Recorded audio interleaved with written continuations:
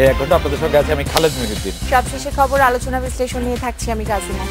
আর সবশেষ খেলার খবর জানাবো আমি সাইদ সাদি। তবে আগে জানিয়ে দিচ্ছি শিরোনাম। জেলা পরিষদ নির্বাচনে এমপিদের ঠেকাতে তৎপর ইসি, এলাকায় থাকায় নিষেধাজ্ঞা।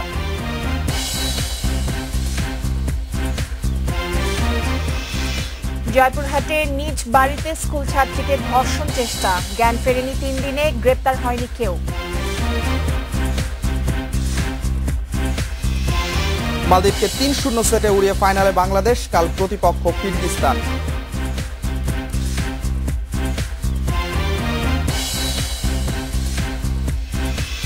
রাজনাটে বাংলাদেশের মতামত পাঠানোর বিষয়ে জেলা পরিষদ নির্বাচন মতামত পাঠাতে পারেন এসএমএস অথবা ফেসবুকে। আপনাদের মতামত জানিয়ে দিচ্ছি সংবাদের পরের অংশে।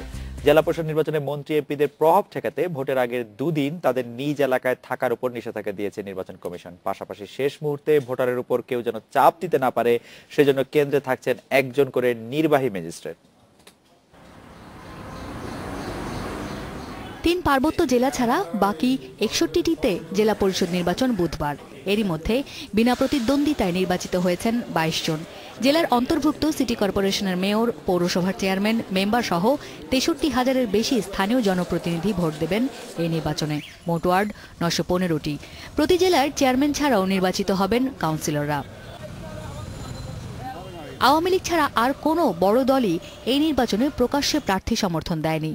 তারপরও মন্ত্রী এমপিদের বিরুদ্ধে ভোটারদের উপর প্রভাব বিস্তারের অভিযোগ এসেছে নির্বাচন কমিশনে। এমনকি ব্যালট পেপারে আগে থেকেই চিহ্ন দিয়ে রেখে পরে সেখানে ভোট দেওয়ার তৎপরতা চলছে বলেও অভিযোগ আছে। সে কারণে ভোটের আগের 2 দিন এমপিদের এলাকায় থাকার উপর নিষেধাজ্ঞা দিয়েছে ইসি। জনপ্রতিনিধি স্থানীয়ভাবে গিয়ে যারা ভোটার বা নির্বাচক যারা আছে তাদেরকে প্রভাবিত করার চেষ্টা করছে। আমরা তাদেরকে বলে দিতে চাই যে আপনারা আইন অনুসারে আপনারা কোনোভাবেই এলাকাতে কোনো রকম ইনফ্লুয়েন্স অন্তত নির্বাচনের বিষয় করতে পারেন না। যারা এইসব করছেন তারা যেন অনুগ্রহ করে এগুলো না করেন এবং এলাকা থেকে চলে আসেন। কোনো ভোটারকে শেষ মুহূর্তে যেন কেউ চাপ দিতে না পারে সেজন্য ভোটকক্ষে থাকছেন একজন করে নির্বাহী ম্যাজিস্ট্রেট। পুলিশ, র্যাব, বিজিবি সবাই থাকবে। তবে যেহেতু বিভিন্ন অভিযোগ রয়েছে যে সামনে সিল দিতে হবে, এই ধরনের ভয়ভীতি দেখানো হচ্ছে বলে কেউ কেউ অভিযোগ করেছে, সেহেতু আমরা আমাদের যে নিরাপত্তা বাহিনী যেগুলো আছে সেগুলো কেন্দ্রের খুব কাছাকাছি রাখার চেষ্টা করব। আইন সংশোধনের পর এবারই প্রথম অনুষ্ঠিত হচ্ছে জেলা পরিষদ নির্বাচন। Asma Meta, Independent News, Dhaka. বঙ্গভবনে রাষ্ট্রপতির সঙ্গে আলোচনায় নির্বাচন কমিশন গঠনে আইন প্রণয়নের প্রস্তাব দিয়েছে জাসদ। এছাড়া সংবিধানে 4 মূলনীতিতে আস্থাশীল ব্যক্তিদের নিয়ে নির্বাচন কমিশন গঠন সহ 7 দফা প্রস্তাব দিয়েছে দলটি। নতুন ইসি গঠনে ধারাবাহিক আলোচনার অংশ হিসেবে হাসানুল হক ইনুর নেতৃত্বে বিকেলে রাষ্ট্রপতির সঙ্গে বৈঠকে বসেন দলটির 12 প্রতিনিধি।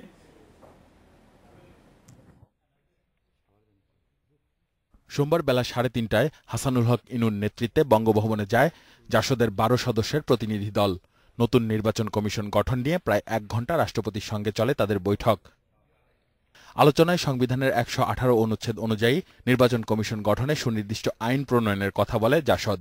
পাশাপাশি মুক্তিযুদ্ধের চেতনায় বিশ্বাসী, সংবিধানের 4 মূল নীতিতে আস্থাশীল ব্যক্তিদের নিয়ে নির্বাচন কমিশন গঠন, সার্চ কমিটি ও নির্বাচন কমিশনে নারী প্রতিনিধিত্ব নিশ্চিত করতে রাষ্ট্রপতির কাছে 7 দফার প্রস্তাব দেয় তারা। 118 অনুচ্ছেদ অনুযায়ী নির্বাচন কমিশন গঠনে যে সুনির্দিষ্ট একটি আইন তৈরি করার উপরে আমরা সবচেয়ে বেশি জোর দিয়েছি। গতবারে এটি ছিল প্রজ্ঞাপনের মাধ্যমে সেটা বলা হয়েছে, কিন্তু এবারে আমরা বলছি যে একটি আইন কিভাবে সুনির্দিষ্টভাবে করা যায় সেটি বিবেচনা করার জন্য। বৈঠক শেষে রাষ্ট্রপতির উদ্যোগ ফলপ্রসূ হবে বলে উল্লেখ করে এ প্রক্রিয়ার মধ্য দিয়ে একটি গ্রহণযোগ্য নির্বাচন কমিশন গঠিত হবে বলে জানান জাসদ সভাপতি হাসানুল হক ইনু। গতবার যে নির্বাচন কমিশন গঠন করা হয়েছিল সেই নির্বাচন কমিশন বাতিল করার কেউ প্রস্তাব দেয়নি, সুতরাং সেটা ফলপ্রসূ আলোচনা হয়েছিল। আমি আশা করি এবারও এই আলোচনাটা ফলপ্রসূ এবং একটা গ্রহণযোগ্য নির্বাচন কমিশন মহামান্য রাষ্ট্রপতি দেশের কাছে উপহার দিবেন। নির্বাচন কমিশন গঠন নিয়ে রাষ্ট্রপতির সঙ্গে আলোচনা করতে মঙ্গলবার বঙ্গভবনে যাচ্ছে রাশেদ খান মেননের ওয়ার্কার্স পার্টি। আসিফ জামান সুমিত, ইন্ডিপেন্ডেন্ট নিউজ, ঢাকা। আশকোনা জঙ্গি আস্তানা থেকে গ্রেপ্তার 2 নারীকে 7 দিন করে রিমান্ডে দিয়েছে আদালত। এদিকে কিশোর আফিফ কাদরির মৃত্যু গুলিতে হয়েছে বলে জানিয়েছেন ময়নাতদন্তকারী চিকিৎসক। সকালে সূর্যভিলা থেকে আলামত সংগ্রহ করেছে সিআইডির একটি দল।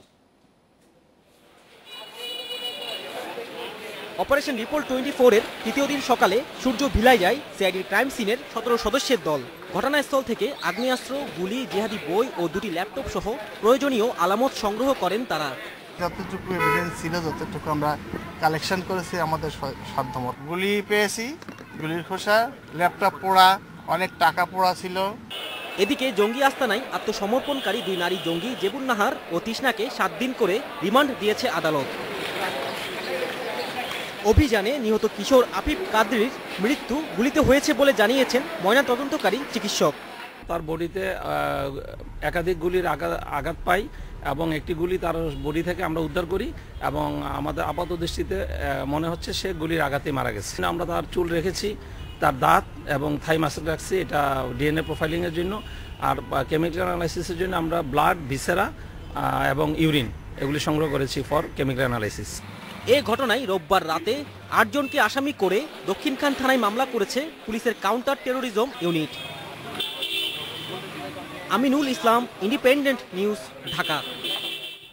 এদিকে 90 জেএমবির প্রধান সহ যারা এখনো পলাতক থেকে জঙ্গি কার্যক্রম চালাচ্ছে তাদের যে কোনো সময় আটক করা হবে বলে জানিয়েছেন আইজিপি।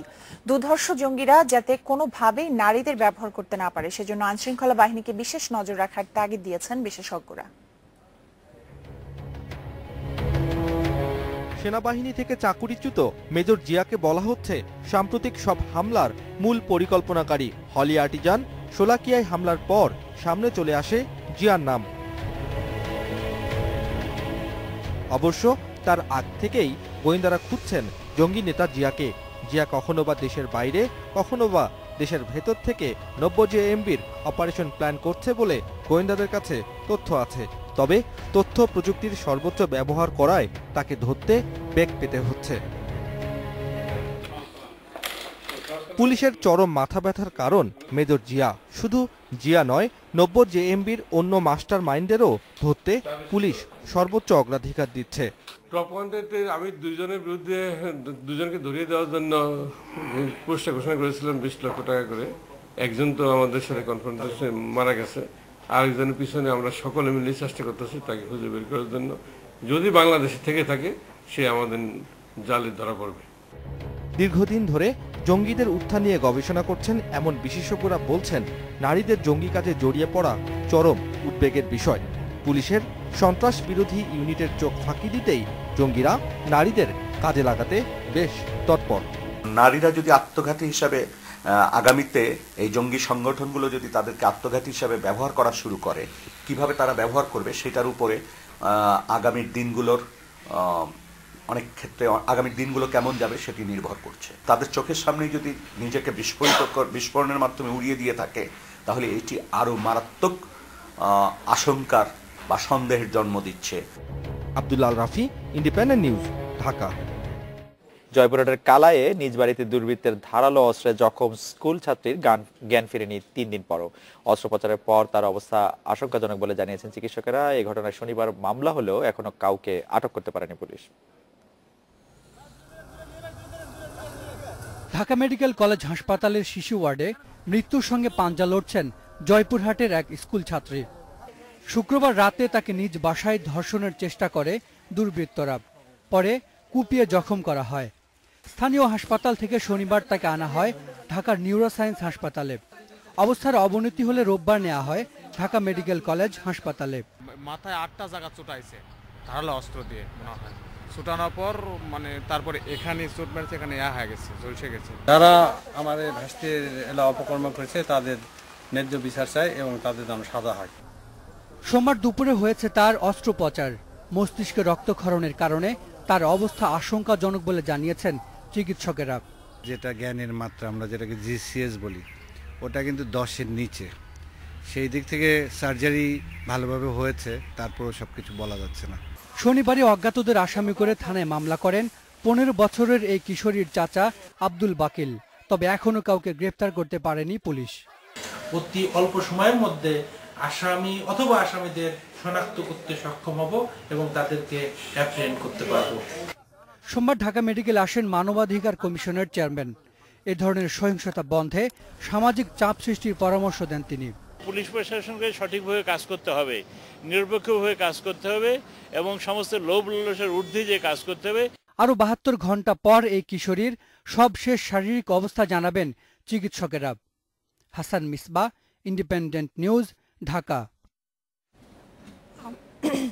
আগের সংবাদটিতে আমি পড়ছিলাম যে আইজিপি বলেছেন জঙ্গিরা যেন কোনো কার্যক্রমে নারীদের ব্যবহার করতে না পারে, সেই বিষয়টা উনি সচেতন থাকতে বলেছেন।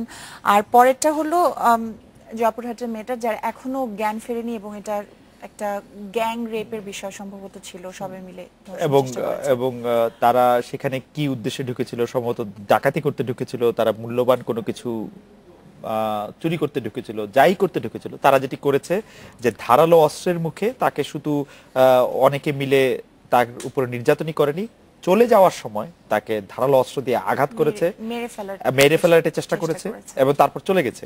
মানে এবছরে কিন্তু এরকম ঘটনা বেশি ঘটছে এবং ধর্ষণের পরে কুপিয়ে জখম করা এবং খুবই খারাপ পরিস্থিতিতে চলে যাওয়া আমরা এর আগেও কিন্তু দেখেছি। খাদিজার ক্ষেত্রেও কিন্তু এরকম হয়েছে।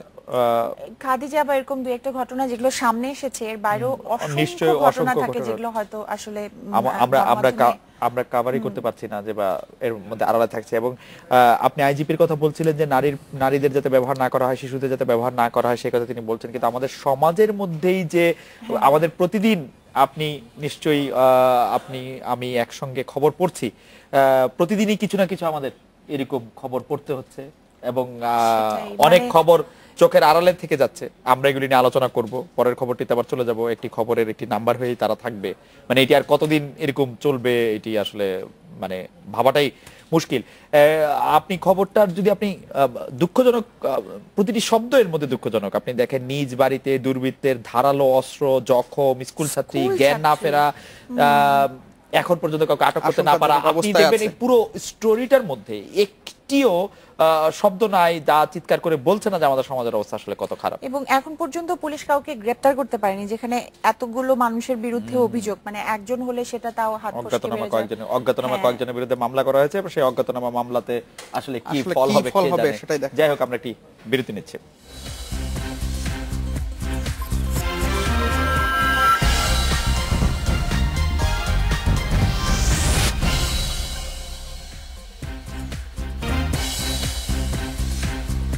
নটা 20 মিনিটে ফিরে এলাম রাত 9টায় বাংলাদেশে।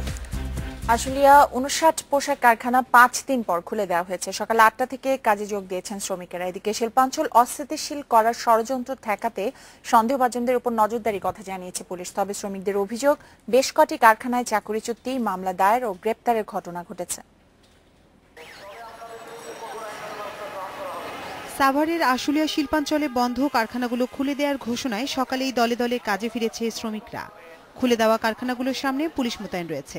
এলাকায় টহল দিচ্ছে আইনশৃঙ্খলা রক্ষাকারী বাহিনীর সদস্যরা। শিল্পাঞ্চলকে অস্থিতিশীল করার কোনো ষড়যন্ত্র সফল হতে দেয়া হবে না জানিয়ে সন্দেহভাজনদের উপর নজর রাখার পাশাপাশি দোষীদের বিরুদ্ধে ব্যবস্থা নেওয়ার কথা জানিয়েছে পুলিশ। কিছু চক্র যারা এটিকে অন্য খাতে, ভিন্ন খাতে নেওয়ার চেষ্টা করেছিল, সেটিকে প্রোটেক্ট করার জন্য এবং গার্মেন্টস শিল্পে যাতে অরাজকতা তৈরি না হয় সেজন্য আমরা জেলা পুলিশ, ইন্ডাস্ট্রিয়াল পুলিশ, বিজিবি এবং র্যাবের সমন্বয়ে আমরা এটি শক্তিশালী বলবো আমরা যে আমরা নিরাপত্তা ব্যবস্থা গ্রহণ করেছি এবং আমরা সমস্ত পরিস্থিতি পর্যবেক্ষণ করছি। এর আগে রোববার সংবাদ সম্মেলনে কারখানা খুলে দেওয়ার প্রেক্ষাপট তুলে ধরেন পোশাক মালিকদের সংগঠন বিজিএমই এর সভাপতি। পরিস্থিতিতে মাননীয় প্রধানমন্ত্রীর নির্দেশ ক্রমে, শ্রমিক ভাই বোনদের অনুরোধ ক্রমে এবং সার্বিক অর্থনীতির দিক বিবেচনা করে আমরা আশুলিয়াস্থ যে 59টি কারখানা শ্রম আইনের 13(1) ধারায় বন্ধ রয়েছে, সেই কারখানাগুলোর মালিক ভাইদেরকে অনুরোধ করছি 13(1) ধারা প্রত্যাহার করে কারখানাগুলো খুলে দিন।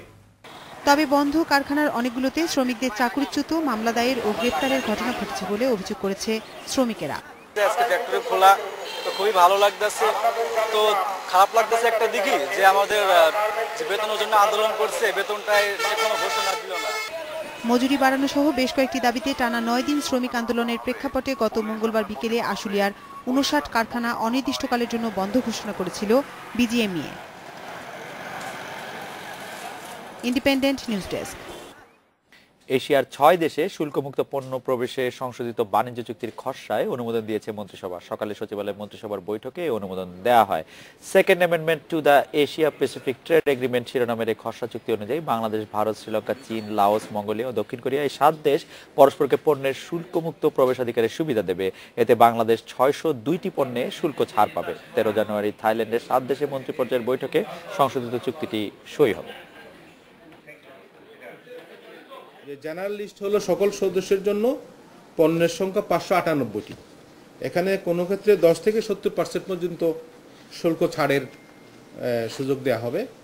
আর স্পেশাল লিস্ট ফর এলডিসি যেগুলো আছে তাদের জন্য অতিরিক্ত আরও 4টি, সেই 4টি পণ্যর জন্য শুল্ক ছাড় হবে 20 থেকে 50%। অর্থাৎ টোটাল বাংলাদেশ অংশ থেকে 602টি পণ্যের শুল্ক ছাড়ের সুযোগ দেওয়া হবে এই সদস্যগুলো। এবং সাদিয়া, আপনার কাছে চলে যাচ্ছি খেলাধুলা খবরের জন্য। মালদ্বীপকে দাপটের সঙ্গে হারিয়ে ফাইনালে পৌঁছে গেছে বাংলাদেশ এবং কিরগিজস্তানের সাথে জেতার ভালো সম্ভাবনা রয়েছে। আমরা লিগ পর্বে কিরগিজস্তানের সঙ্গে খেলেছি, সেখানেও কিন্তু লড়াই করে 3-2 সেটে হেরেছি এবং আমরা আশাবাদী যে অবশ্যই আমরা এবার লড়াই করে চ্যাম্পিয়ন হতে পারবো। এই খবর তো আমার কাছে রয়েছেই, এছাড়া আরো কিছু খবর রয়েছে, তবে তার আগে বিরতি নেব এবং বিরতির পরে যা নিয়ে ফিরছি।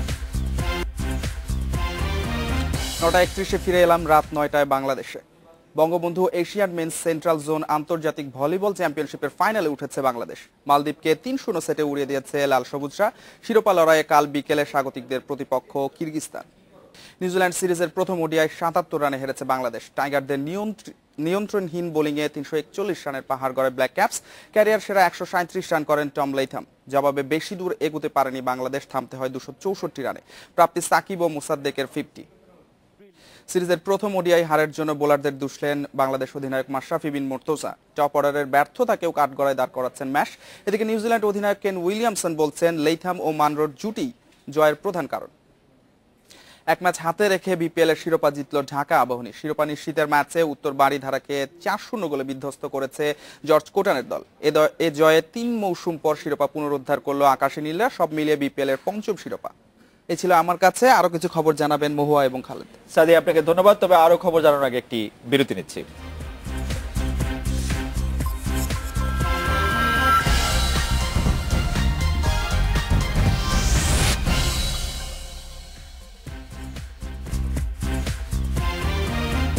রাত 9:47 আমরা ফিরে এলাম। শাহজালাল বিমানবন্দরের কাতার এয়ারওয়েজের একটি ফ্লাইট থেকে প্রায় 12 কেজি স্বর্ণ জব্দ করা হয়েছে, তবে কাউকে আটক করা যায়নি। কাস্টমস কর্তৃপক্ষ জানায় উড়োজাহাজটি সকালে দোহা থেকে ঢাকায় আসে। দুপুরে তল্লাশি চালানো হলে আসনের নিচে পাওয়া যায় লাল কাপড়ে মোড়ানো একটি প্যাকেট। সেটি খুলে 100টি স্বর্ণের বার পান কাস্টমস কর্মকর্তারা। এই চালানটি কেন আনা হয়েছে, কি কারণে আনা হয়েছে তা খতিয়ে দেখা হচ্ছে বলে জানিয়েছেন তারা।